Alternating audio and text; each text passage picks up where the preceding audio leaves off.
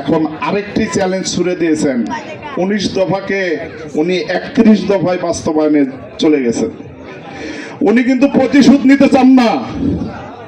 উনি চান এই দেশ কিভাবে শান্তিতে থাকবে, কিভাবে আমার জনগণ শান্তিতে থাকবে, সেই শান্তির জন্য উনি কাজ করে যাচ্ছেন। কিন্তু ওনার নামে মিথ্যা ষড়যন্ত্র মূলক বিভিন্ন মামলা হামলার শিকার করেছেন, যাতে উনি রাজনীতি না করতে পারেন। কারণ তারেক রহমানের রক্ত শহীদ রাষ্ট্রপতি জিয়াউর রহমানের রক্ত, যার ডেজিগনেশন বলতে গেলে এই দেশের সে একজন সফল রাষ্ট্রপতির সন্তান, সে একজন আপসীন দেশনেত্রী।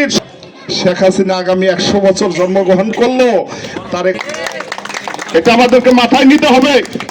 কারণ রাষ্ট্রপতি জিয়াউর রহমানের রক্ত তার শরীরে বইছে।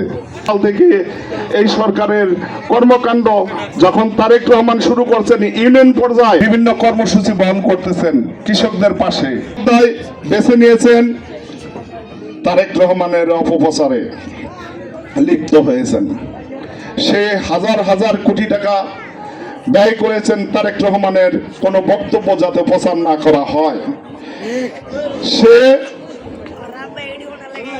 লাখো কোটি টাকা ইনভেস্ট করেছেন যে তারেক রহমানের কোনো বক্তব্য বা তারেক রহমানকে যাতে এই দেশে ফিরিয়ে আয় না, তাকে শাস্তির আওতায় আনতে পারে মিথ্যা মামলায়, সেটাও সে ব্যর্থ হয়েছেন।